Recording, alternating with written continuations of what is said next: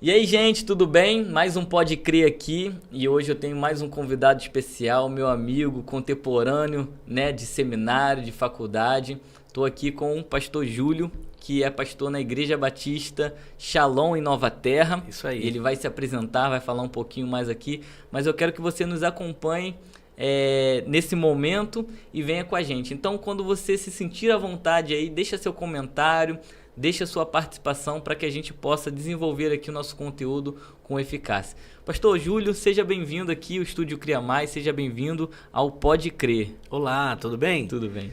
Paz de Cristo, né? Cumprimento assim bem cristão, né? Amém. Um abraço a todos que estão nos acompanhando nessa hora. Eu sou Júlio, eu sou pastor da comunidade Shalom, não é? Comunidade Batista Shalom. Recebe esse nome de Nova Terra porque nós ficamos em um bairro chamado Venda Velha. E nós temos crido, né, ao longo desses últimos 22 anos que Venda Velha vai se tornar uma nova terra para Jesus. Amém. Não é? Temos trabalhado para isso. Sou casado com a Paula, pastora Paula Moraes. Sou pai de 4 filhos, Pedro com 11 anos, Júlia com 9 anos, Daniel com 5 e Laura com 3 anos de idade. Você recebeu com propriedade aquela passagem bíblica, né? Crescer e multiplicar. É isso, né? A essência de Deus é multiplicação, né? A essência de Deus. Multiplicar é bênção, né? É isso bênção.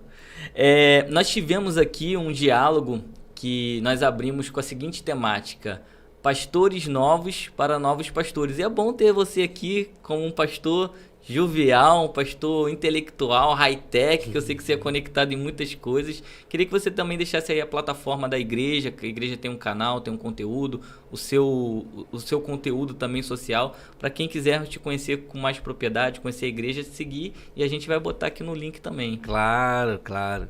Pastor jovial, gostei dessa parte, hein? Eu lembro quando eu comecei a pastorear, não é? Tinha 28 anos, aí todo mundo dizia, tão jovem, tão jovem. Mas agora as pessoas pararam de falar. Eu acho que alguma coisa mudou, não é? Bom, se você quiser seguir, acompanhar lá o que a gente tem produzido, Júlio Nova Terra, você vai me encontrar lá no Instagram e no YouTube a igreja é Shalom Nova Terra. Tanto no YouTube, no Facebook, no Instagram. Tem muita coisa legal para abençoar a sua vida. Com 2 L's ou com L? Com um L só. Com L Shalom só. com L só e M, de mamãe no final. Que legal. SHALOM. Isso aí. Isso aí, isso beleza, aí. Bacana.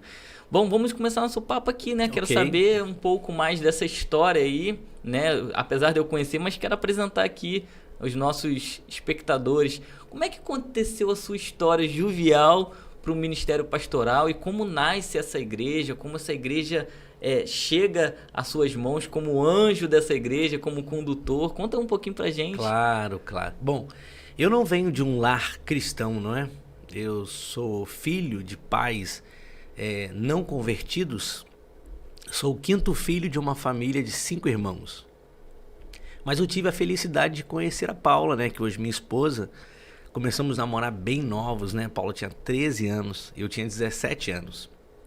Aos 15 eu me converti e comecei a caminhar na fé. Paula, filha de pastor, que presente de Deus, né? Eu sempre brinco, dizendo que eu orei muito e acho que ela orou pouco demais. Eu fui muito abençoado, né? E a minha vivência, a minha experiência dentro de uma família pastoral, ali na família da Paula, me abençoou demais e os meus olhos se abriram para a realidade de viver a vida de uma igreja, né? Ajudando, cooperando, colaborando, e aí nós fomos vivendo. No ano de 2001, meu sogro, nós nem conhecíamos o que era modelo celular, né? Meu sogro começa uma pequena reunião em casa, com ele, esposa, eu, minha namorada até então, e meu cunhado, bem novinho, Vitor. E ali nós 5 ali nos reunimos com um único intuito: adorar a Jesus, estudar a palavra e ter tempo de comunhão com a família. Que bacana. E o Senhor começou a atrair pessoas ali para casa do meu sogro e a sala ficou pequena, fomos para o quintal, colocamos um paraquedas no quintal e o quintal ficou pequeno, procuramos um espaço para alugar e quando nós vimos, Shalom havia nascido. Na verdade, Shalom é muito mais do que um plano do meu ou do coração do meu sogro, mas é um plano do coração de Deus. Então Shalom nasce nesse ambiente em que a nossa intenção era uma reunião caseira e falar de Jesus para pessoas, né? Há 15 anos atrás, meu sogro recebeu um convite para voltar a pastorear no Paraná, onde ele já havia pastoreado em 95, não na mesma cidade, mas no mesmo estado, né? E ele gostou muito do estado do Paraná. Ele tinha desejo de voltar a pastorear lá. É uma oportunidade ímpar, né? E nesse inteirinho aí, não é? A nossa igreja era afiliada a outra Shalom, que fica ali no Jardim Botânico, até então pastoreada... Também em São João de Meriti. São João de Meriti, pastoreada pelo pastor Ezi, na época, não é? E era como se fosse uma unidade, uma filial, algo assim como as pessoas conhecem, não é? E naquele episódio a igreja, eu não assumi a igreja nesse momento. O pastor Ezi, enquanto pastor lá da igreja sede, ele assumiu a igreja ali por 3 meses e nós acreditávamos que ele ia procurar um pastor, né? Até brinco, fala assim, eu achei que o senhor ia arrumar um pastor bom para ficar aqui.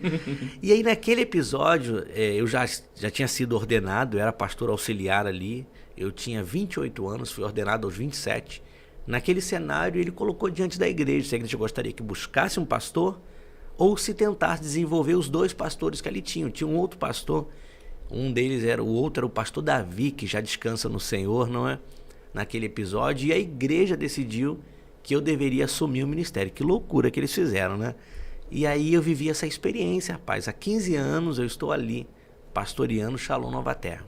Esse é um pouco da história. Acho que eles pensaram assim, não, vamos botar esse jovem aí pra gente ter gás e... Cansar menos. Que bacana. Pode ser. Deixa ele aí até a gente arrumar um pastor bom, né? O pastor bom não chegou, ficou eu mesmo. Que nada. Você é um cara muito conectado. Apesar de a gente ter sido contemporâneo ali na época que eu estava também saindo, você estava finalizando o seminário, nós não estudamos juntos, mas tivemos o mesmo ambiente e você sempre foi, como eu disse aqui, né, high-tech, um cara envolvido com a tecnologia, sempre motivou a igreja. E é uma referência, né? A igreja Shalom, Nova Terra, é uma referência. Eu lembro que quando eu congregava ali ao lado, né, éramos vizinhos, né, com o Bispo Rogério, um abraço, Bispo. Nós tínhamos assim, caramba, Shalom é a igreja modelo para o bairro, porque ela coloca mesmo tecnologia, ela investe, ela se projeta, ela busca novas ferramentas. E eu acho que isso é fundamental para a igreja de hoje, né? Sim, se a igreja não sei se a gente pode usar o termo modernizar, se ela não se posicionar assim, ela fica para trás no tempo, né? Porque a linguagem desse momento, né?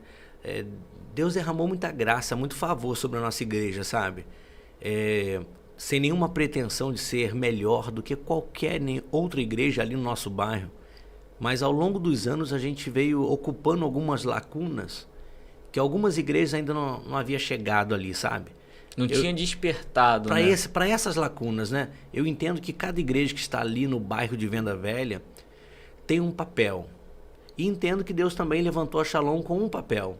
E penso que esse papel é preencher essas lacunas, sabe? Perceber esses lugares ainda não explorados, não alcançados, e a gente tem vivido isso ao longo desses 22 anos de igreja. Que bacana.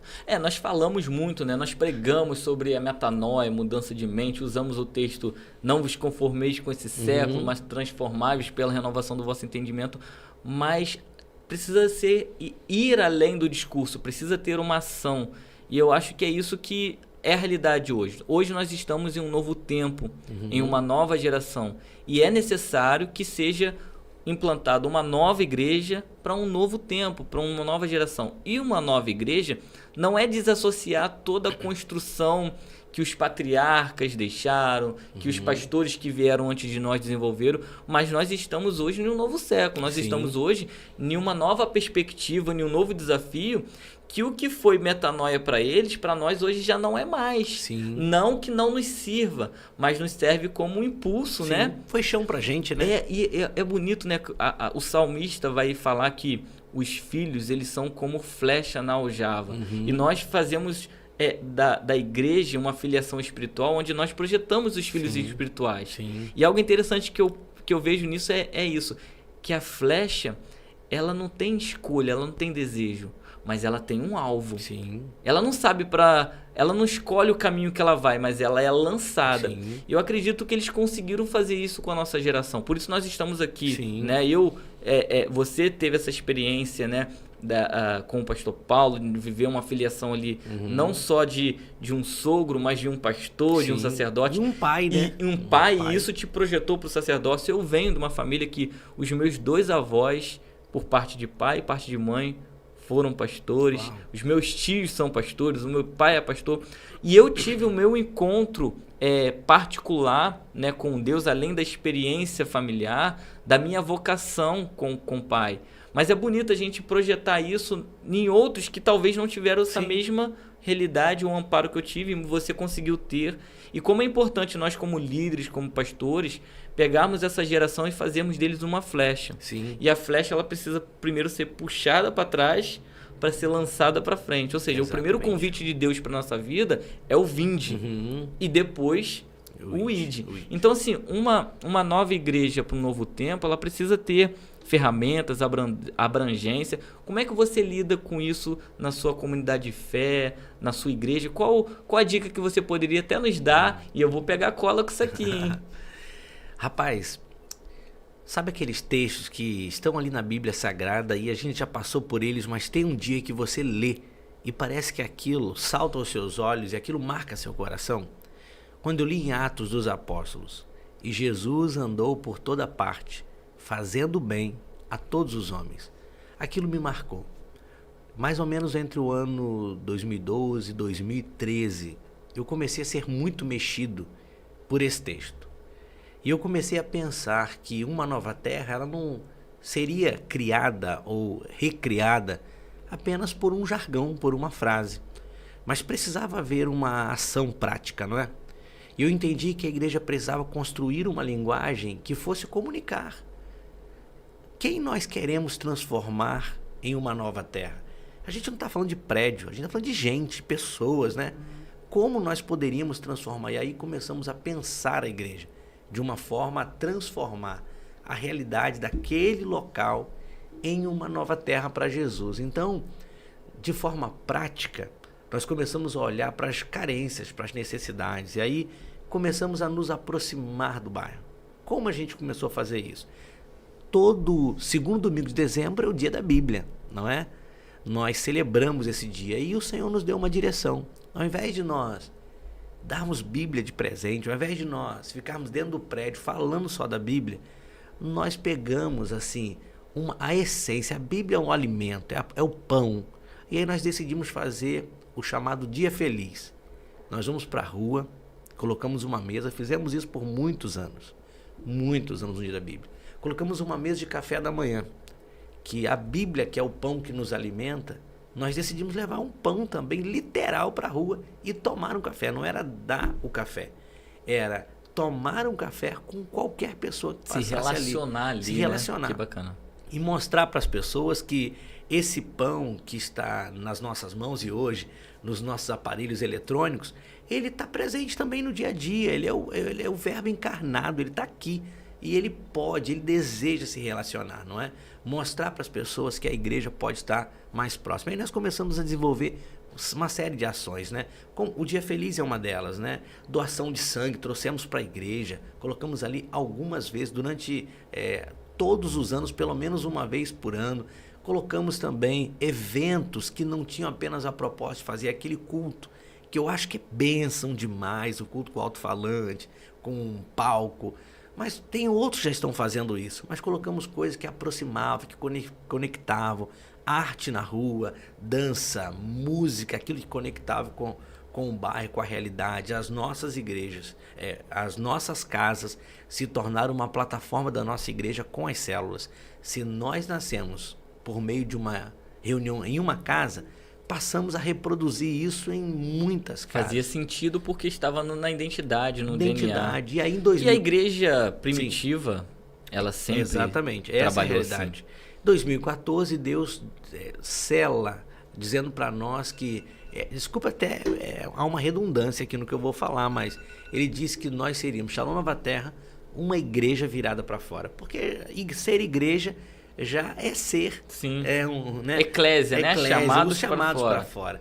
Mas fizemos questão de, naquele tempo, sabe, ser uma igreja que mostrava para a sociedade que nós estávamos ali virados para fora, olhando para a necessidade. E no ano de 2014, nós colocamos ali 20 oficinas de atos de justiça, não é? Nós chamamos, alguns conhecem como projetos sociais, nós reconhecemos aquilo como atos de justiça, né?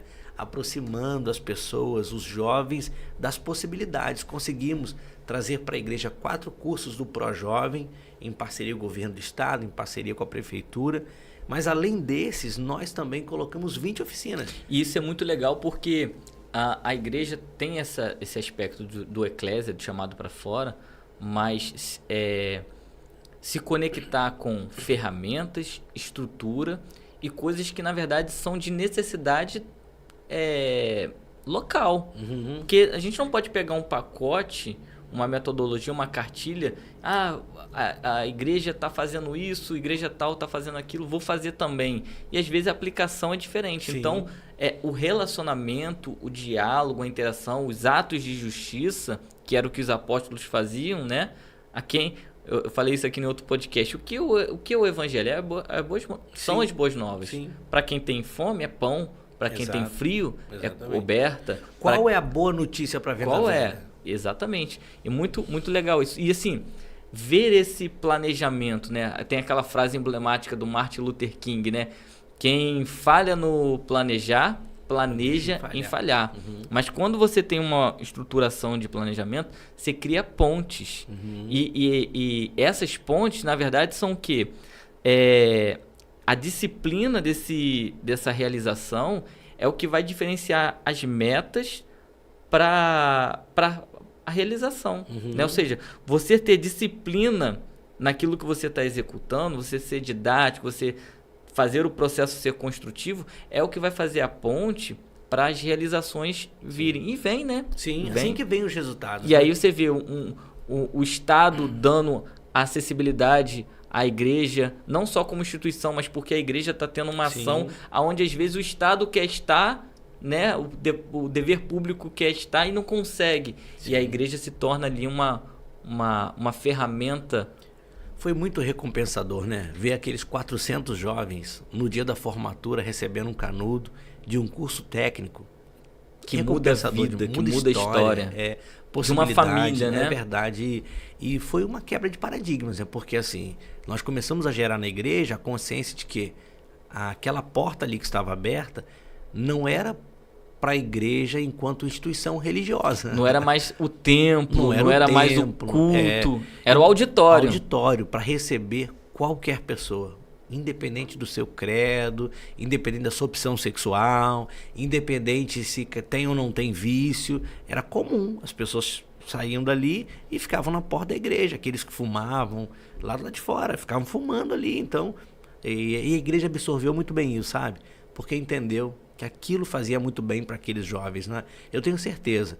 2014 estão fazendo mais ou menos 10 anos desse projeto, quando foi o ápice dele. Eu tenho certeza que esses jovens, quando eles veem a logo da igreja, eles veem alguma coisa na internet, ou passam ali por Venda Velha e veem a igreja, eles lembram da experiência ou das experiências que eles viveram ali dentro. Sim. E eu tenho certeza que esse momento marcou a vida deles. E aqueles que ainda não entregaram o coração para Jesus, eu não tenho dúvida que no momento que a sede bater, eles vão dizer, olha, eu conheço um lugar que tem água. E você falou algo bonito que eu até ministrei domingo na igreja, né? O tema da mensagem foi: quem tem sede, bebe água, né? E o texto da mulher samaritana que estava indo ali ao poço, sempre com seu copo, sempre com sua garrafinha, sempre com seu recipiente, mas sempre vazio, sempre buscando ser saciada. E naquele dia ela não vai mais ao poço para encontrar ou buscar as suas necessidades.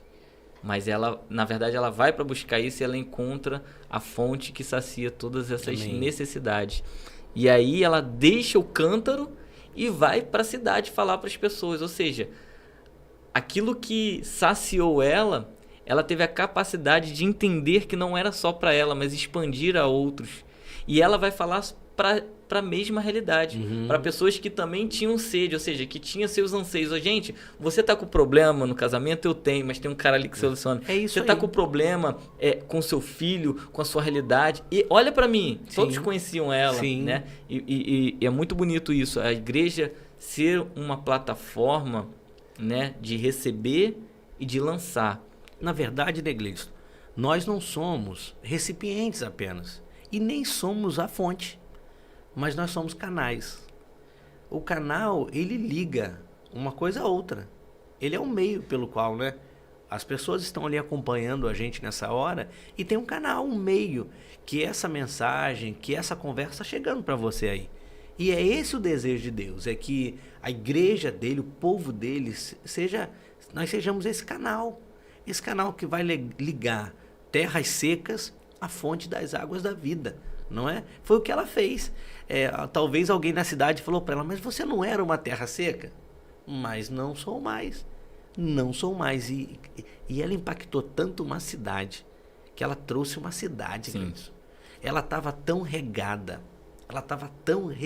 das águas da fonte, que vieram da fonte, que o discurso dela não precisou ser longo, ela não teve que convencer ninguém, ela só derramou o canal, né? Exatamente. Derramou e veio uma cidade. Como que o ambiente ele muda o contexto, né? Nós falamos muito sobre isso quando estamos no templo, no momento de culto, que o ambiente, que a atmosfera, e é uma verdade. Se você pegar um ovo e uma batata e colocar dentro de uma água fervendo, dentro do mesmo ambiente, eles vão ter mudanças no seu contexto. Aquele que é rígido se torna mole. Você pega uma batata dura, bota na água fervendo, ela amolece. Você faz um purê, você faz algo diferente. Você pega o ovo que por dentro é mole, ele fica rígido, ele enrijece. Ou seja, o ambiente ele é favorável para a mudança do contexto. Então aquilo que está enrijecido ele pode ser amolecido e aquilo que está fragilizado pode se tornar forte. Porque o ambiente ele é poderoso para isso. O ambiente da presença de Deus, o ambiente da glória de Deus na sua vida. Então você que está nos assistindo, você que está recebendo essa mensagem, porque embora seja um bate-papo, mas é uma mensagem, que você se inclua nesse ambiente.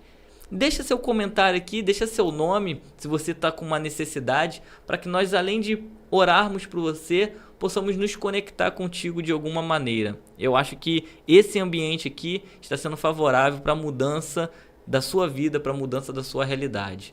E falando sobre mudança, essa relevância do impacto da igreja na cidade, tem coisas muito importantes. Por exemplo, os projetos que você citou, alguns projetos lá, o que a igreja hoje tem realizado? Porque às vezes a gente passa por processos de reformulação. Sim. Eu fui na IC, lá no Carlito Paz, na Rede Espírita, e eles têm um stand-up lá, uma fala muito forte, e eu achei bonito. Eles falam o seguinte: a visão você escreve a caneta, mas o planejamento você escreve a lápis. Porque durante o planejamento você talvez mude algumas coisas, mas você nunca vai mudar o que está estabelecido, a visão, né?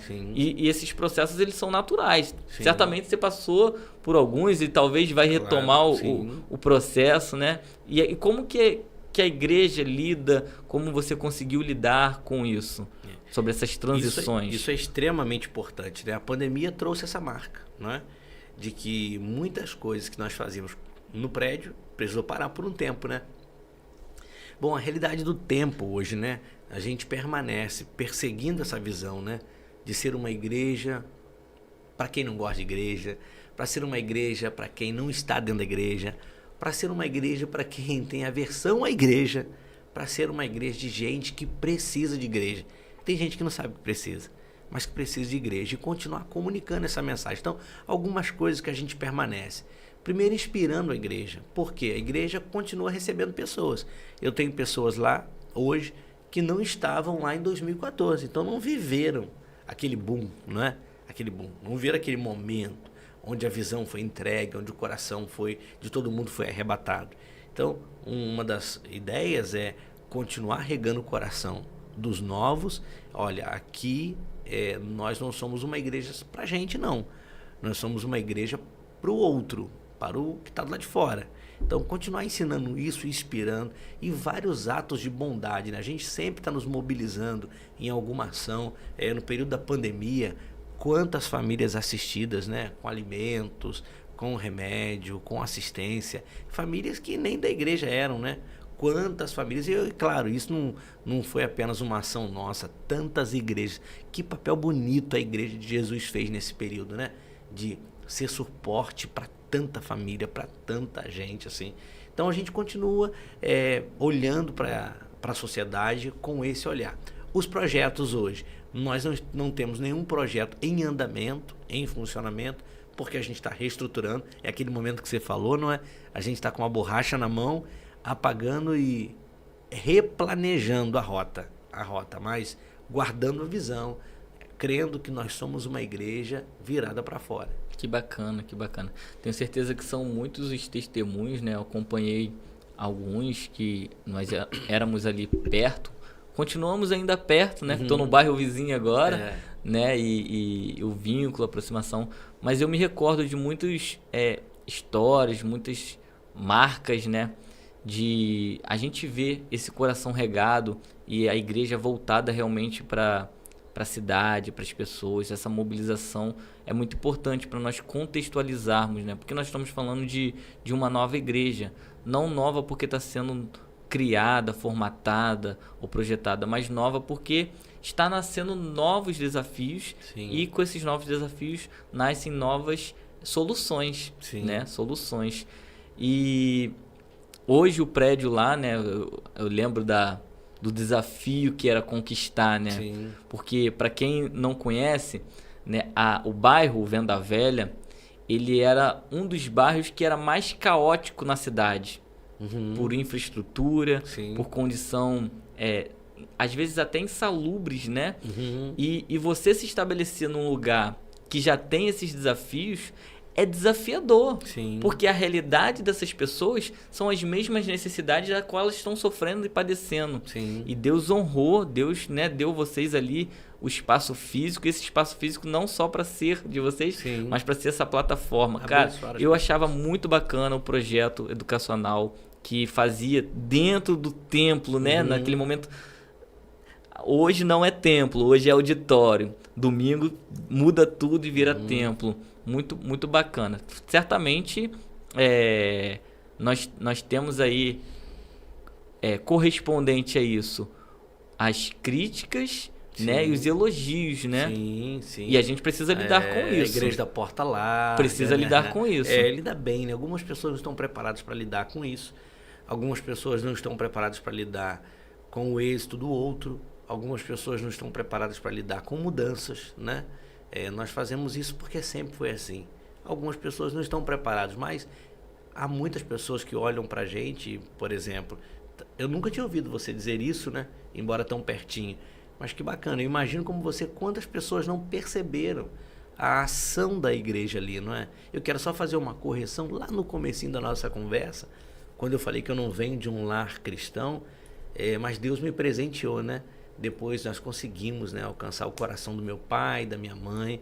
Batizei meu pai e minha mãe. Minha mãe já descansa no Senhor, mas salva em Cristo Jesus. Meu pai, minha mãe, meus irmãos, sobrinhos, cunhados. Então, graças a Deus, a partir dessa experiência de transformação, o Senhor também operou uma grande transformação na minha família. Eu sei que a gente já não está mais nesse bloco, mas eu não queria deixar isso aqui solto. Importantíssimo. Passar batido, né? Porque isso faz parte da transformação. Sim. Eu creio que uma igreja, ela é virada para fora com o intuito de dizer para as pessoas, olha, nós não somos uma ONG.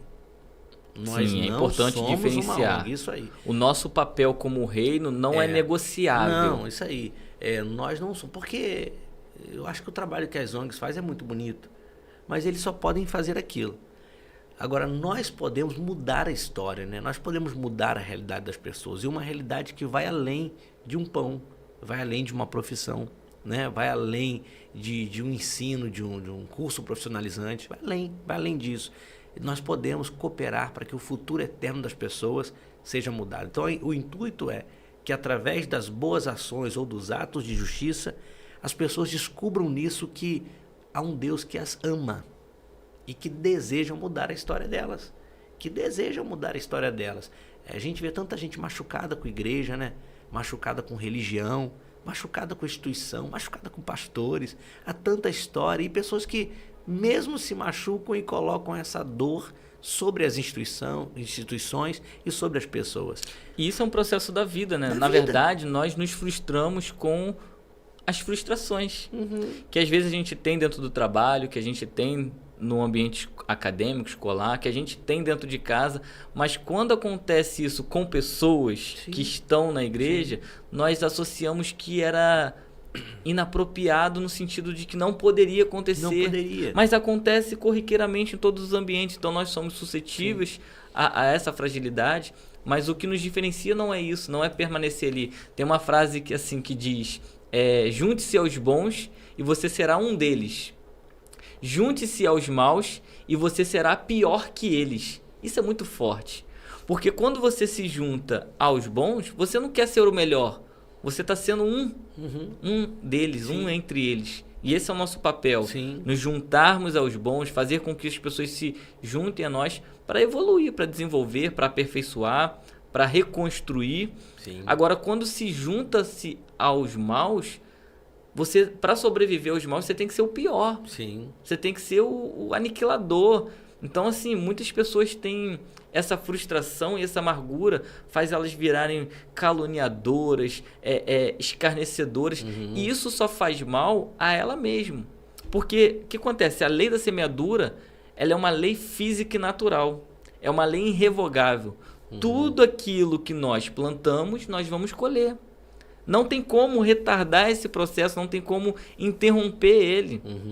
Você pode plantar alguma coisa aqui nesse metro quadrado. Se você tirar esse metro quadrado daqui com uma escavadeira e colocar ali, aquele fruto ainda vai germinar. Ou seja, às vezes as pessoas entram na igreja e começam a colher algumas coisas que são de ciclos passados, falando, mas agora eu estou na igreja. Mas você está colhendo o efeito do que você plantou há anos. E aí, quando você entra na igreja, você vai ter nova colheita. E isso vai ter um processo de maturação para que você colha novos frutos. Então, nesse processo de transição, é importante nós nos situarmos essa perspectiva do que não é ter lado, mas é do que é benéfico. Eu ser alguém que levanta, eu ser alguém que estende a mão, eu ser alguém que sou um ajudador, um facilitador, ou ser alguém que ajuda a manter caído o que está caído, ajuda a favorecer a falha, a queda, a desgraça ali, como a gente fala. E a igreja ela precisa se posicionar nesse tempo sobre isso. Não sobre ter pautas ideológicas, mas saber que precisa amar o outro. A partir dele, apesar dele, isso aí, né? Isso aí, é nosso papel. E é um desafio. É um desafio, mas é essa igreja que vai marcar essa geração.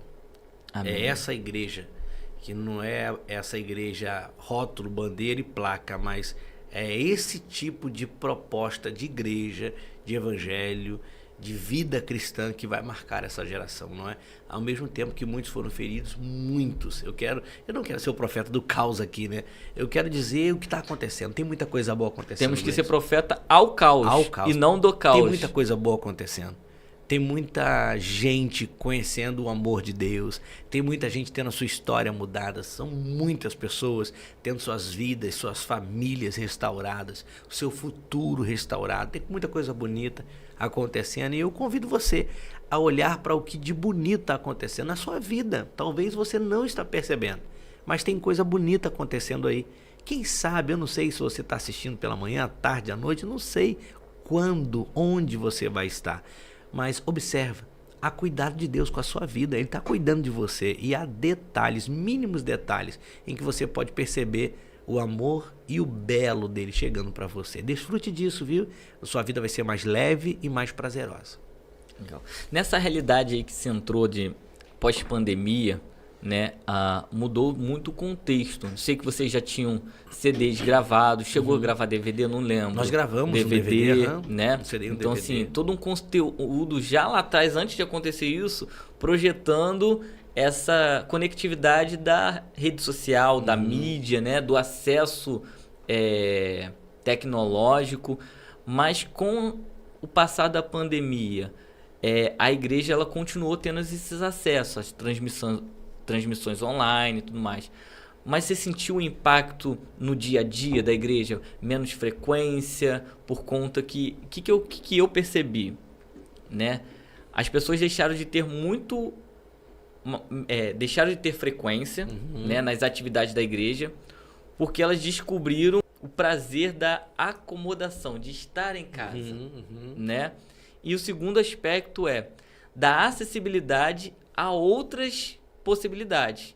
Então, às vezes, a gente estava em casa, a gente frequentava 4 cultos sem sair de casa. Abria na Bola de Neve, fechava, abria na live do Rodolfo, abria na Igreja Atitude, ia lá em São Paulo, na Rede Espírita, ia lá em BH, no DNA. E essa acessibilidade ela é muito boa. Nós precisamos também nos enquadrar mais. 2 pontos. Como usar isso em favor, né? E como lidar com essa evasão, com esse distanciamento. São os desafios também desse tempo, né? As possibilidades se abriram, né? Que hoje você consegue comunicar com pessoas do outro lado do mundo com muita facilidade, né? Antigamente gastávamos fortunas numa ligação que você só ouvia a voz, não é? Pra falar com a namorada, desliga o telefone, rápido. A conta vinha. E hoje você pega aqui esse aparelho, tu pega o aparelho assim, você tá vendo a pessoa ali, ó. Sim. Não é? Na pandemia a gente fez muita transmissão, assim, porque meus pais já mais de idade, né? Então, falava com o neto. Como que isso facilitou, né? Como foi bom. Foi muito bom. Porém, trouxe também sequelas, né? Uma delas denunciou quem já tinha uma vida cristã mais acomodada a acreditar que é possível viver uma vida cristã apenas de online, né? A pessoa estuda, alguns trabalham de forma remota e embarcou nisso a vida cristã. Mas sabe que não dá, né, rapaz? Não dá para ser só isso. Ali precisa ser uma ferramenta de suporte, de apoio. Eu penso que é tempo da gente continuar inspirando as pessoas para que as pessoas tenham relacionamento. Outro dia eu estava lendo uma pesquisa e o pastor Paulo Mazzoni até fala sobre ela em uma de suas pregações, quando ele fala do valor da comunidade. Ele diz que há uma pesquisa que uma a cada 3 pessoas no mundo estão vivendo em profunda solidão. E a gente não está falando de um cenário de pandemia, é um cenário pós-pandemia. Então, aquele mundo que dizia assim, eu não vejo a hora de acabar a pandemia para me relacionar, essas pessoas estão com todas as possibilidades de relacionamento, mas estão vivendo perto de muita gente, mas em profunda solidão. É porque com todo o entretenimento, né, vem a escassez também, né? A gente fala muitas vezes para jovens, e eu falo para eles assim, vocês estão navegando na internet ou vocês estão naufragando? Porque às vezes você entra na internet e quando você vê, o que eu ia fazer aqui? Você abre o TikTok, o Instagram, o Facebook, né? Tem a segunda tela, você está assistindo a televisão e está aqui no celular. E as pessoas se perdem de tanto entretenimento. Totalmente. Então, assim, às vezes nem sempre tá navegando, tá naufragando, né? Tá lá com o Wilson. Pra quem não é do tempo do Wilson, né? O Wilson é o personagem do filme... É náufrago, né? O cara fica barbudo. Wilson! Ele pega a bola do Wilson, faz um rostinho, porque era a única amizade que ele teve ali naquela ilha isolada quando ele naufragou.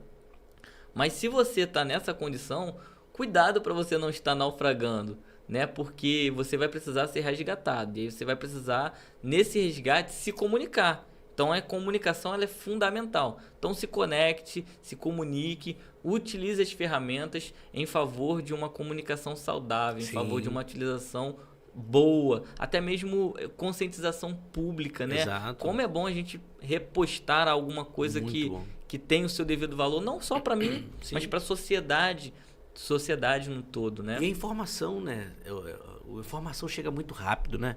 Você está pregando, o camarada está ali na hora conferindo aquilo que você está falando, o que outros pensadores... Isso eu acho bonito, eu acho legal até. Qual foi o lugar mais longe físico que você já foi, que você conseguiu aí?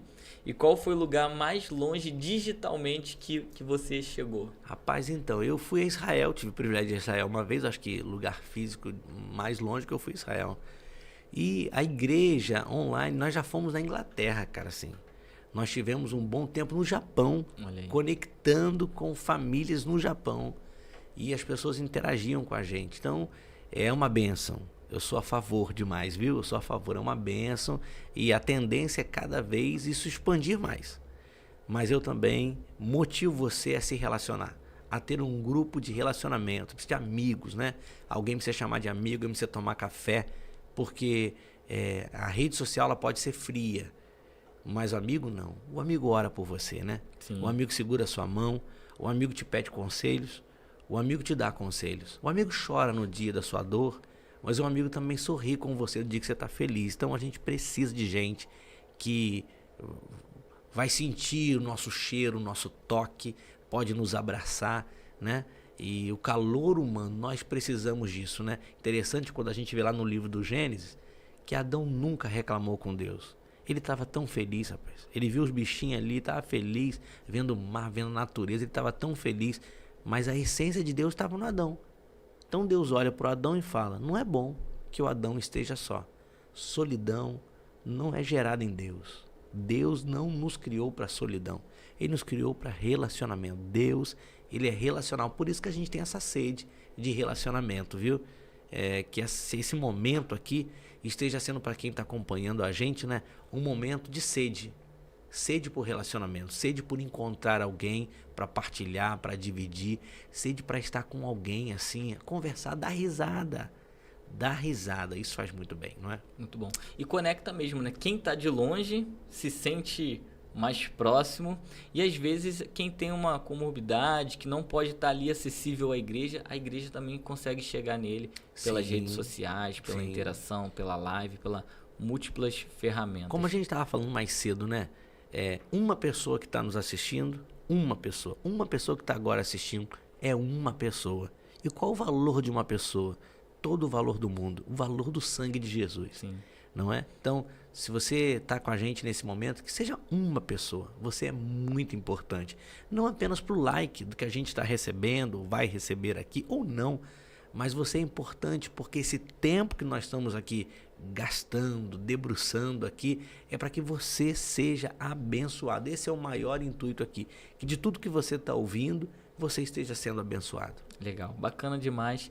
Deixa aqui o endereço para quem de repente esteja próximo de São João de Meriti, quem esteja passeando no Rio de Janeiro e quer conhecer essa igreja interativa, essa igreja nova, né? Para as pessoas ali acessarem e também dizer deixa aqui seu comentário, qual a experiência que você teve com uma igreja, experiência, seja ela positiva ou negativa, nós queremos tirar essa dúvida. Tem uma dúvida que sempre chega pra gente aqui, aquilo que pode, que não pode. A gente vai fazer um bloco aqui com pastores, vai ser o Pode Pastor, vai ser um podcast só com pastores para responder. Pode, pastor? Cara, e isso é muito bom, a gente tirar essas dúvidas, interagir, porque às vezes parecem ser dúvidas que são tão sublimes ou pequena pra gente, mas pra alguém cria tanto um desconforto, cria tanto uma dificuldade, a pessoa só quer o quê? Uma resposta.